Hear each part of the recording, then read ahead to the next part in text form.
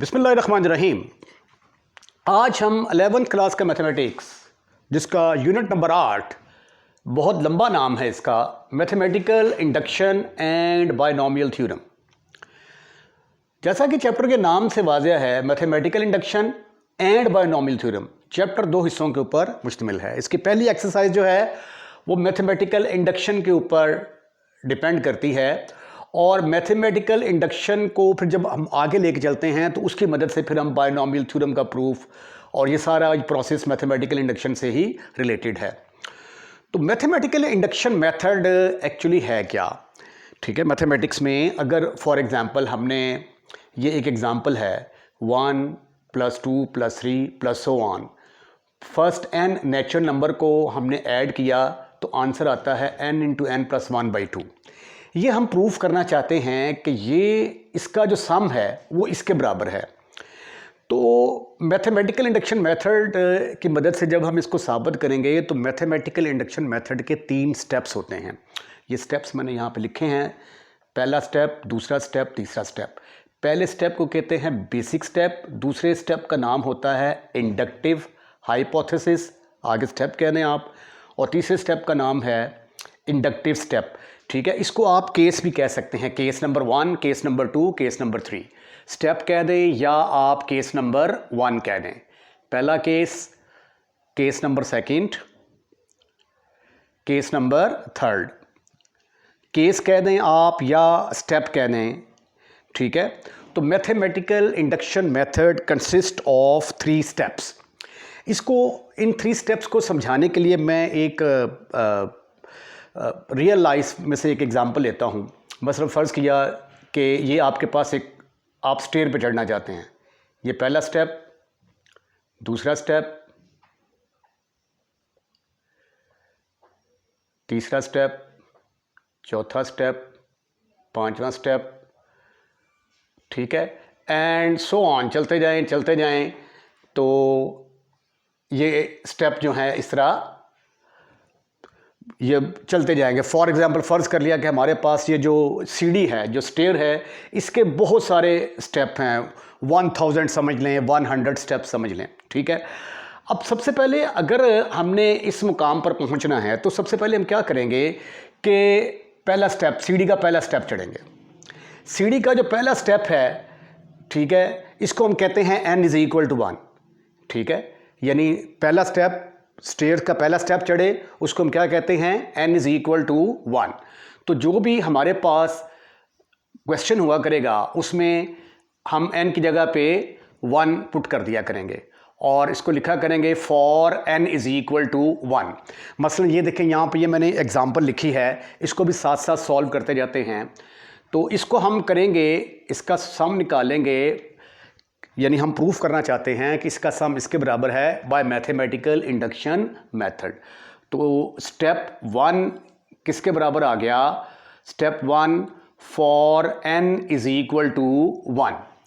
अच्छा, n = 1 से मुराद क्या होता है? Number term. इसकी पहली टर्म किसके बराबर है? 1। उसके बाद आप क्या करेंगे? राइट हैंड साइड में n की जगह पे 1 पुट कर देंगे। तो ये किसके बराबर आ गया? 2/2। कटने के बाद आंसर किसके बराबर आ गया? 1 = 1। लो जी, स्टेप 1 हैज़ बिन डन। ठीक है, पहला स्टेप करेक्ट है जी, सीढ़ी का आप पहला स्टेप चढ़ सकते हैं। ठीक है, इसको हम कहेंगे it is correct for n = 1। अब अगर हमने स्टेप 2 पे जाना है तो जाहिर है कि पहले स्टेप 1 के ऊपर आएंगे, फिर स्टेप 2 पर जाएंगे, फिर स्टेप्स 2 से स्टेप 3 की तरफ जाएंगे, फिर स्टेप 3 से स्टेप 4 की तरफ जाएंगे, फिर स्टेप 4 से स्टेप 5 की तरफ जाएंगे।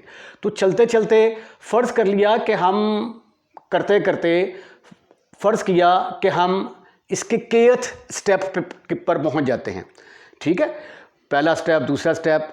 तो यानी कहने का मकसद ये है कि हम सीढ़ियाँ चढ़ते चढ़ते फ़र्ज़ कर लिया कि हम k सीढ़ियाँ इसकी चढ़ जाते हैं। तो वो फ़र्ज़ कर लिया कि हमने k सीढ़ियाँ चढ़ ली, तो दूसरा स्टेप हुआ करेगा suppose it is correct for n = 1। इसको हम सपोज़ किया करेंगे, मफरूज़ा है ये। Suppose it is correct for n is equal to k। ठीक है, तो जो स्टेप 2 हुआ करेगा उसमें हम सपोजिशन किया करेंगे। Step two suppose it is correct, step 1 आ गया। सपोज इट इज करेक्ट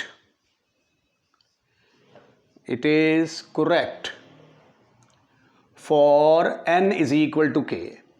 ठीक है, यानी जब k टर्म्स को आप जमा करते हैं तो आंसर आ जाता है 1 + 2 + 3 + so on plus k is equal to n की जगह पे k पुट कर देंगे जी हम। इसको थोड़ा सा और ज़रा डिस्कस कर लेते हैं डिटेल के साथ। For n is equal to 1 जब आपने लिया तो n से मुराद था पहले वाली टर्म, तो n इज इक्वल टू 1, इधर n की जगह पे 1 पुट किया तो ये आएगा 2/2, 1 इज इक्वल टू 1 के बराबर आ गया। For n is equal to 2, दो अगर हमारे पास पहले दो टर्म्स का हम सम निकालना चाहते हैं तो वो किसके बराबर आ जाएगा, 1 + 2 इज इक्वल टू, इधर अब क्या करेंगे आप n की जगह पे 2 पुट करेंगे क्योंकि अब दूसरे स्टेप की बात हो रही है ना, सीढ़ी का दूसरा स्टेप चढ़ रहे हैं आप। ठीक है, तो ये आ जाएगा, फिर n की जगह पे 2 पुट करेंगे तो ये आ जाएगा 2 × 2 + 1/2, 2 + 1 3 के बराबर आ गया, तो ये आ गया 2 2 से कट गया, 2 + 1 3 इज इक्वल 3। इसका मतलब ये हुआ कि पहली दो टर्मों का सम और इधर जब n is equal to 2 put करते हैं तो आंसर करेक्ट आता है। अच्छा, इसी तरह जब हम n इज इक्वल टू 3 की बात करेंगे, पहली 3 टर्म्स का सम लेंगे तो ये किसके बराबर आ जाएगा, 1 + 2 + 3। तो फिर हम यहाँ पे n की जगह पे क्या पुट करेंगे, 3 पुट करेंगे, तो ये आ जाएगा 3 × 3 + 1 डिवाइडेड बाई 2। तो ये आ गया 3 + 2 5 + 1 इज इक्वल टू 6। ये आ गया 4 को 2 पर डिवाइड किया 2 2 3 = 6, तो 6 इज इक्वल टू 6 आ गया। इसी तरह जब आप n इज इक्वल टू 4 लेंगे तो भी इसका जवाब, उसका सम इसके बराबर आ जाएगा। 5 लेंगे, इसका आंसर इसके बराबर आ जाएगा, एंड सो ऑन, चलते जाएं। तो फ़र्ज़ कर लिया कि जब हम k तक चले गए तो इसका सम इसके बराबर आ जाता है। हमने फ़र्ज़ कर लिया कि ये it is correct for n is equal to k। यहाँ पे जिस तरह ये देखें, आप पहला स्टेप चढ़े, दूसरा स्टेप करते चले गए, तो हमने कहा कि it is correct for n is equal to k steps के लिए। ठीक है, अगर ये k स्टेप के लिए करेक्ट है, अगर आप चलते k स्टेप तक पहुँच गए हैं तो इसका मतलब है कि आप इससे अगले वाला स्टेप भी जो है वो आराम से चढ़ सकते हैं। ठीक है, तो स्टेप नंबर 3 क्या होगा, उसको हम कहते हैं इंडक्टिव स्टेप। इसमें हमने प्रूफ करना होता है। ठीक है, इंडक्टिव स्टेप में हमने प्रूफ करना होता है कि ये k यानी k से अगला, यानी k तक तो हमने सपोज कर लिया ना, करते हम k तक सीढ़ियाँ चढ़ गए, तो अब हमने साबित करना है कि हम k + 1 सीढ़ियाँ भी चढ़ सकते हैं। ठीक है, तो उसके लिए फिर क्या होगा, now we prove it is correct for n is equal to k + 1। ये होता है हमारा तीसरा स्टेप। ठीक है, तो अब k + 1 के लिए हमने प्रूफ करना है, k तक तो ये दुरुस्त है, तो step number 3, now we prove it is correct। now we prove it is correct for n is equal to k + 1। अब हम n is equal to k + 1 के लिए प्रूफ करेंगे। यानी कहने से मुराद ये है कि अगर हमने k सीढ़ियाँ चढ़ रही हैं तो इसका मतलब है कि k + 1 सीढ़ियाँ भी चढ़ लेंगे, और जब हम k + 1 सीढ़ियाँ चढ़ सकते हैं तो फिर हम कह देंगे कि ये हमारे पास 1000 सीढ़ियाँ होंगी तो वो भी हम चढ़ लेंगे। ठीक है, अब ये जो स्टेप नंबर 3 है, इसमें दो चीज़ों का जहन में रखना बड़ा ज़रूरी है। सबसे पहले तो इसमें ऐड क्या करेंगे। ठीक है, तो उसके लिए क्या है, एडिंग।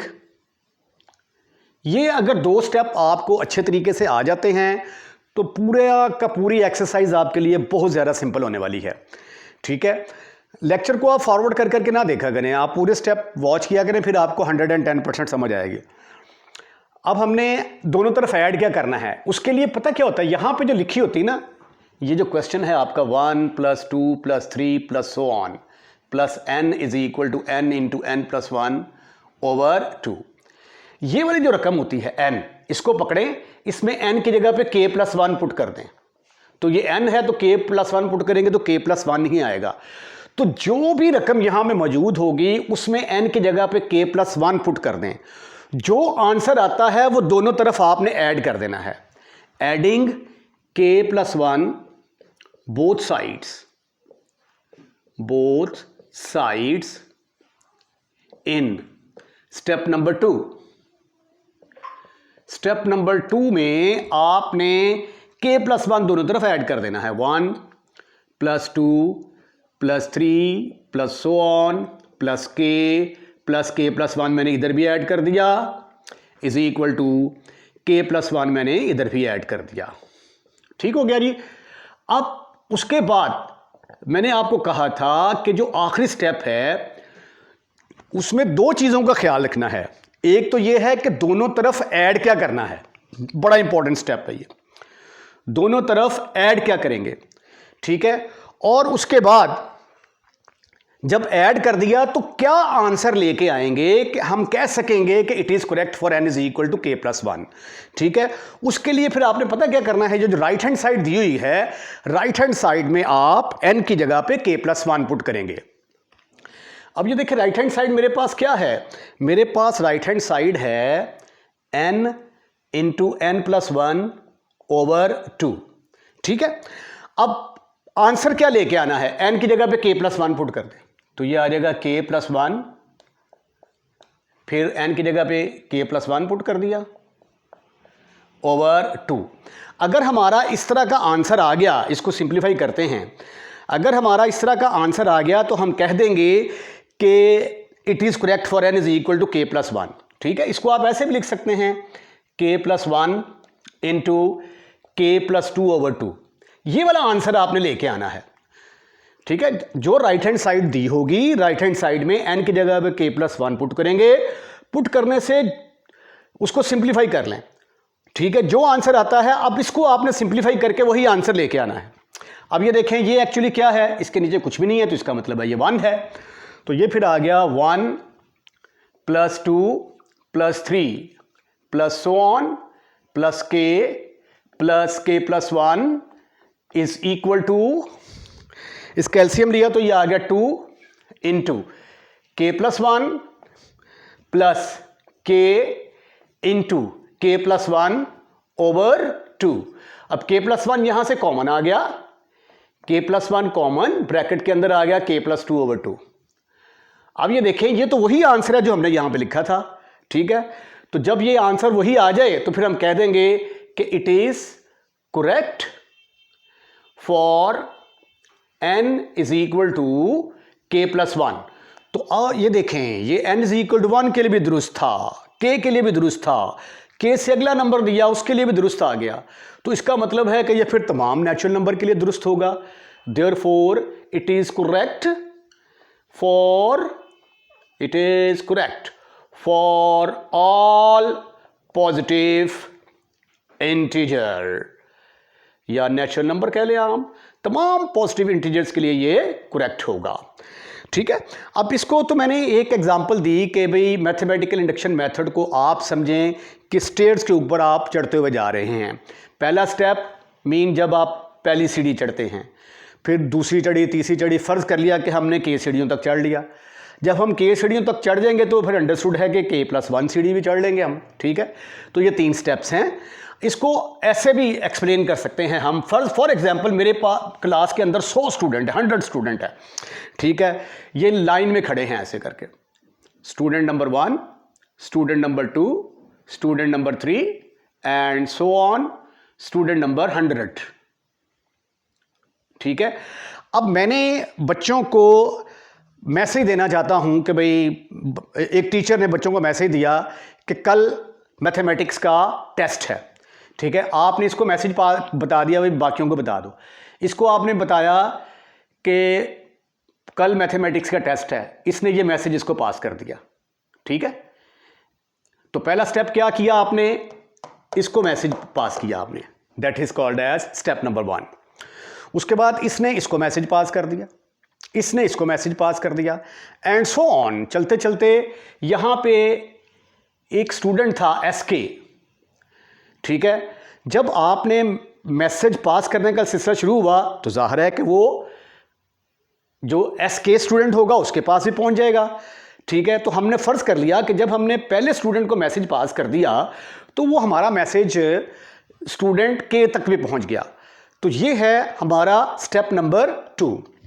उसके बाद अगर यहाँ तक पहुंच गया है तो इससे अगला स्टेप क्या होगा कि हमारा मैसेज स्टूडेंट K+1 तक भी जाना चाहिए, ठीक है। तो अगर K तक पहुंच गया है तो इंशाल्लाह ताला वो हमारे स्टूडेंट K+1 तक भी पहुंच जाएगा।